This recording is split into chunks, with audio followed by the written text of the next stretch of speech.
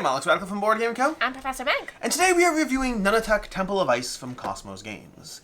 This is a 2 to 4 player. That's not true. It's a 1 to 4 player. There's a solo mode. I forgot about that. There's a solo mode that I have not played. This is a 1 to 4 player game of trying to build up, well, Nunatek, the Temple of Ice. You're going to be building out this 3D terrain type board as you move slowly up all the levels until you eventually come to the final culmination where this is going to be at the top over here, but if I do that right now, it's not supported because we have to play through the rest of this. I don't support that. Yeah, nothing supports that. Magic supports that. In the game, basically, players are going to be drafting cards. They're going to be on their turn, they're going to take a card from one of these cards over here. These cards are going to give them a scoring ability, but they're also going to determine where they can place their own buildings. So, for example, if I take this card, I would take one of mine over here and place it down on any of these, matching that symbol. So that's what you're going to be doing over there. When you create a sequence over here of 4, like so, you're going to score that sequence. Players are going to get 5 points to whoever has the most of the base towers of that, and then 2 points to whoever has second most, ties going to the active player. So if it's 2 and 2 and you're the active player, you get the 5 points. You're then going to go ahead and place another supporting tile out there, which gives you a new place to go. But also, once you start going on higher levels, so for example, if this tower were placed out of here, when someone goes here, Meg, if you want to put a token out there, boom, she's going to get 2 points, 1 for each of her supporting towers. So you're trying to be mindful of also your supporting towers as you place things out. Now there's a lot more going on. We'll talk more about some of the endgame scoring, but the basic sequence of a turn is you draft a card that gives you a scoring for the endgame. It also gives you the choice of where you're going to be placing out your block on one of those terrain types, which is going to potentially, once you create a grouping of 4, you'll get 5 points for that grouping of 4 for whoever's the most, 2 points for second most, and then lastly, when you complete rows and columns, so for example, if a player went here, they would go ahead and move their architect token up 1, which is going to be related to one of the scoring cards. That's the kind of general idea of a turn. This is all very, very well put out on their play aid, which is it's a great play aid. It really teaches you everything you need to know, but that's the basic sequence. Now, the reason you're doing all this is to score points. A chunk of points are going to come from the 5 and 2 that you get every time a grouping of 4 is created. You're also going to get points, like I showed you already when Meg places over here, for placing towers on top of your own supporting structures. You're going to get points there, but you're also going to get a giant chunk of points for endgame scoring. Because there's 5 different types of, or 6, there's 6 different types of these cards over here. There's builders, sculptors, artisans, beasts of burden, architects, and elders. And they're each going to score differently. Builders are going to give 20 points to whoever has the most builders. Remaining players get 2 points per card. Sculptors have a slowly ascending chart over here where if you have 10 sculptors, you can get 75 points. It goes up and up as you go through it. Artisans have different tool types on the cards. You might not be able to see that, but there's a tool type over here, and there's 3 different tool types. You're going to get points for having a bunch of them in each tool type, plus 10 points for every set of 3 you have. Beasts of Burden will have a variety of symbols on the cards, anywhere from 1 to 3 symbols per card. You're going to multiply the number of symbols you have by the number of Beasts of Burden cards you have. So, for example, if you have 5 cards and a total of 8 symbols, that would be 80, but that would be 40 points you have. The Architects, here we go, Beasts of Burden. Of the beasts. Oh no! Towers are falling down. Beasts of Burden over there. So that, for example, if you just had these 2, you would have 5 times 2 or 10 points. The Architects are going to give you points for the multiplied by the number you've reached on the Architect track. Remember when you complete rows or columns, and yes, that's true as you move up the pyramid, rows and columns will score you points there as well, or completing rows and columns will move you up the Architect track. But the yellow cards are going to score you points multiplied by how far you got, because you can slowly move this up. Maybe over there, you're getting 7 points per yellow card. And then Elders are going to do 2 things for you. Elders are, first of all, they're going to give you an ability card every time you take one. There's always 2 ability cards. You can pick one as soon as you draft the Elder card. And at the end of the game, each Elder shows you which cards it's going to score for. So this Elder over here will give you 1 point for each purple and brown card that you have. So trying to find the right Elders to complement the cards you're going for is a big part of it. And then lastly, we have the Builder over here. One thing I forgot to mention with the Builder, when you draft a Builder, you get to swap a Builder tile with any other tile on the board before you place your actual tile on the board. That's basically most of the game. There's a few small things we haven't gotten into. This is going to give 7 points to whoever places it. The person who gets to place it at the very top is the person who has the most on the outer edge of the pyramid structure. Of all the edges. Of all the edges. All the levels as you go up. There may be some small other... Oh, that's right. You get 10 points per set of cards that you have. If you have a set of each of the 6 types, you get 10 points for that as well. A bunch of small things like that as far as how the game goes. But that's basically how you play Nunatek. With that, we're going to go and dive into our review. Starting off with ease of play. Easy to play on this one. I'll tackle this before we dive into what we like, don't like, and see what's not liking. This is a very straightforward game. The rules are very short, and I'd say more than that, this play rate is so good. It's ridiculously good. You can teach this game to people, the general idea, and this will not only teach them like not only reinforce the things you taught, but it'll also give you the things you may have minorly neglected. So if you forget to mention that you get 10 points per set, that information is really printed out. Almost everything you need is on the play rate. So overall, very easy to learn game, very easy to teach game, plays in roughly 45 minutes to an hour. All of the mechanics worked very well. All the mechanics worked very well. The mechanics work. As far as what we like, don't like, and can see that's not liking, starting off with what we like, which, Meg, you want to take this? Yeah, I think that this is a game that's a little bit, deceptively strategic, where it seems a little bit easy to understand, easy to get a hold of, but then you realize the scoring is going to be pretty tight at the end of the game because it is that easy and accessible that really every decision is going to matter, because I think it is easy for everyone to score pretty tightly in this game. Yes, it's for sure a tight game. It's one of those things where the game is fairly straightforward in terms of what you're doing on a turn, but you're trying to figure out your pathway towards getting the most points. And like I said already, that's going to come from a combination of board scoring. It's going to come from placing things down top of your tiles, and then from getting the right sets of cards. And figuring out the balance of where to get the most points from is not obvious.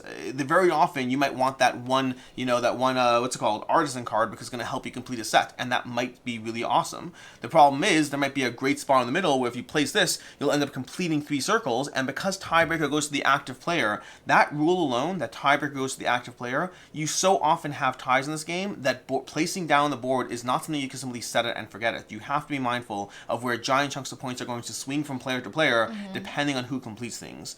The fact that the architects as well have the row scoring, that's going to be another factor you really want to be mindful of. There's a lot of different pathways to score on this one. And because of that, there's a lot of choices where you have to decide what you're locking people out of, but also what you want to go for, because usually there's like 2 or 3 good options of what you want to do. Yeah, and a big part of it's going to be choosing which pathways you want to go for on these cards. Almost all of these cards are going to benefit from you leaning into those cards. Possibly Elders, not as much. Elders are the one where you might be able to get a side Elder and have it complement what you do. But Architects, if you have high on the Architect track, you're going to want a lot of Architects. Beasts of Burden inherently multiply based on themselves. Sculptors are just an ascending track. Builders, most builders get 20 points. Artisans, per tool type. So with the exception of the Elders, everything else you want to lean heavily into that. The game is going to start your decision tree off based on whatever is in the marketplace over here, but as soon as you start drafting cards, you're kind of going to want to lock into those choices, because that's what the points are. And I think especially because of that, the point scoring can be so strong that not only did I find myself trying to get what would be most advantageous for me, but I was also watching around the table what other people were collecting, such as like the most builder cards. I didn't necessarily take them because I wanted it or I felt I needed more, but I knew I needed to take it away from other people. So I also kind of watched what I would be able to take away from people too. Yeah, there is a large degree of interaction in that sense. It's not a game, this is not multiplayer solitaire. You need to be mindful of what players are doing on the board and the card drafting for sure. And then lastly, as far as, at least on my end, lastly I'll say for things I like, is the game looks fun. It is a fun game to watch the board build out. By the time you're done, you really have this mountainous structure that you've built and developed, and it has a nice visual aesthetic on top of very accessible gameplay with enough strategic depth to be rewarding. Anything else you have? I agree, just to that point that I think it's very satisfying. I think that every turn, even though some of the turns you're only collecting one card and placing one thing, some of them you definitely chain, you get a lot of points. Like if someone placed here, they would get a lot of points from this area. But even when you're just doing one thing, either way, you're always putting one of these into play on the board. So I think it is very satisfying watching it build more and more. And also, as someone who loves BGA and watching like the percentage of game go ahead, this is a very cool one that, you can kind of see like the percentage of game ending, and then you can kind of see how many pieces all of a sudden you have left. As far as things you don't like, anything you have there?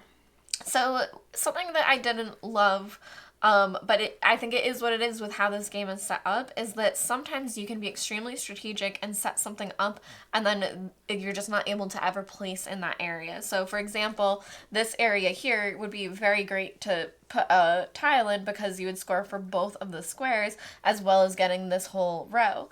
But you would need one of these cards to be able to do that. So it could be that you set up everything as great as possible and the entire table is just waiting for that one card to come out, which again, that does kind of mitigate things. That does kind of help. Like there's no, it's kind of a catch-up mechanic, I don't know, or like a randomness. But it was, for me, it was something that was the little bit that I wish I had more agency in, that even if there was a way for me to pay to wipe the row or something like that, but... Yeah, there's definitely some degree of luck as far as what comes out at any given point, even if it's just the sets you're going for. So this is at the board placement, so this is about the fact that you really need that extra sculptor because it's going to be worth an extra 12 points to you, but it might not come out in your turn. There's only so much you can really do with that.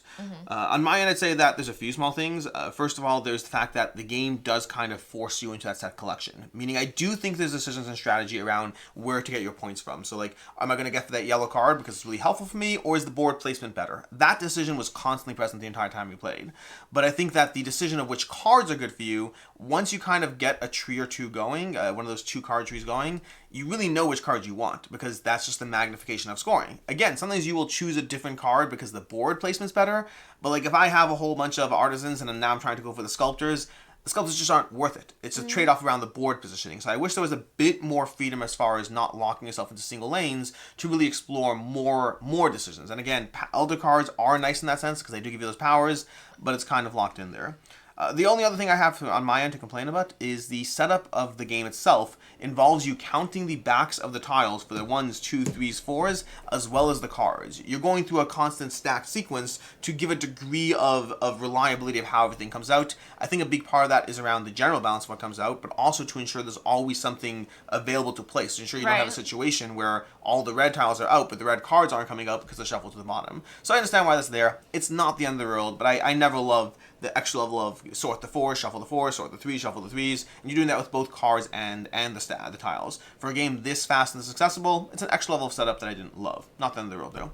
Anything else on your end? I think in the same vein, I do love the spectacle of it, but, on top of that, it does kind of become one of those games where you do best where you're sitting. If you're in a certain corner of the table, then you're going to do best building here and maybe not make choices as optimally as you could because of how the board is spread out, especially once it starts getting messy. But again, I think that's kind of something that players just tend to do, so I don't know if that's a person problem. Yeah. And the last complaint I have is actually around the power cards that you get from the Elder cards, which is I just felt they were drastically differently balanced. I don't want to call them unbalanced, but I'll say differently balanced. There were some cards that had the potential to give you 12 points, some that just gave you 6 points, some that gave you a movement ability that didn't necessarily feel like it was worth the points. The trade-off on those cards felt a little all over the place, and I didn't feel they were, again, sometimes they were really, really good cards, and other times it was like, I'm drafting an Elder, so I guess I'll take a card.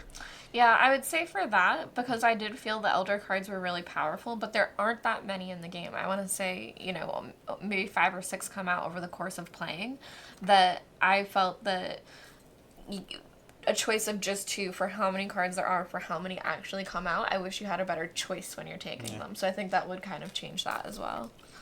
As far as final thoughts, you ready for final thoughts on this? Yeah.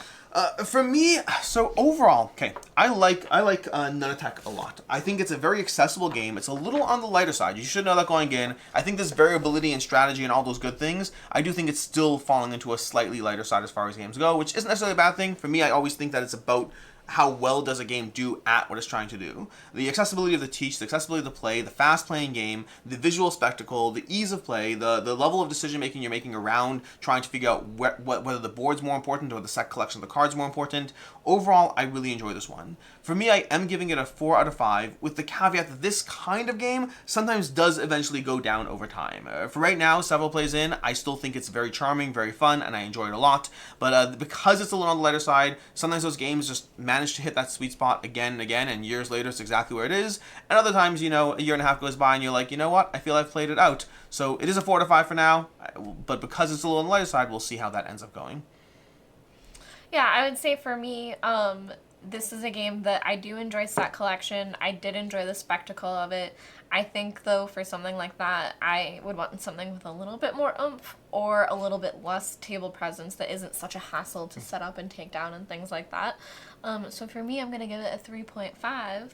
And that's because I just feel that for wanting to play set collection and for what you do, I feel like it's tricky that the card system is almost too simple for what it delivers and the amount of time that it takes to play it. I just feel like there's it could be a little bit smoother in one of those ways, and I'm not sure which one it needs, but I don't disagree. Yeah. As far as other game recommendations, on my end, I'm actually going to compare this to Nidavellir. If you play Nidavellir, it's got that set collection of trying to gather cards, that the idea of trying to lean into specific lanes and gather, this point multiplier, and multiply by the symbols. It very much, some of these cards feel directly inspired by Nidavellir, or the way those card structure worked. Very much gave me those vibes, and I think that if you like this set collection, you'll probably like what Nidavellir does as well.